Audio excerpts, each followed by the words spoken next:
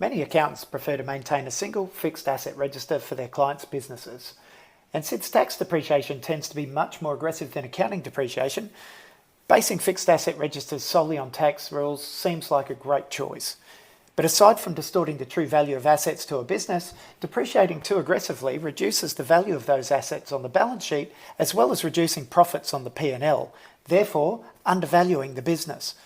Let's consider a really simple example. XYZ Gym Group opens a new gym. They've leased the premises, purchased equipment, and secured some foundation memberships. Scenario 1. Tax depreciation equals accounting depreciation.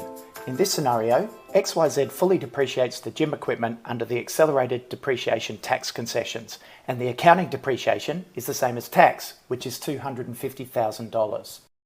The first thing that stands out is that XYZ ends up with a small tax loss carried forward for the year. That is, it doesn't pay any tax because they were able to fully depreciate the assets for tax purposes.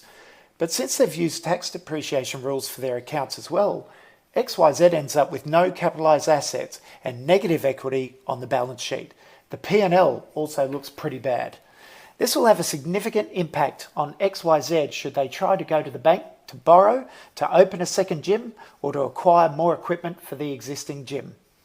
Scenario 2. Tax depreciation does not equal accounting depreciation. The typical useful life for gym equipment is 10 years. So from an accounting perspective, XYZ could depreciate these assets using the prime cost, otherwise known as straight line method, over 10 years. XYZ would depreciate 10% of the value of the equipment, leaving the capitalised assets on the balance sheet with only a small depreciation expense on the P&L. The result? XYZ ends the year with positive equity and a nice profit for the new year. This is both a more accurate reflection of the true value of the business and puts XYZ on more solid footing with current and future creditors.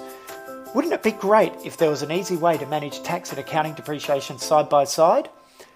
Asset Accountant makes it easy to define the tax and accounting treatment of all your fixed assets and provides a complete range of capital allowance depreciation methods and reporting.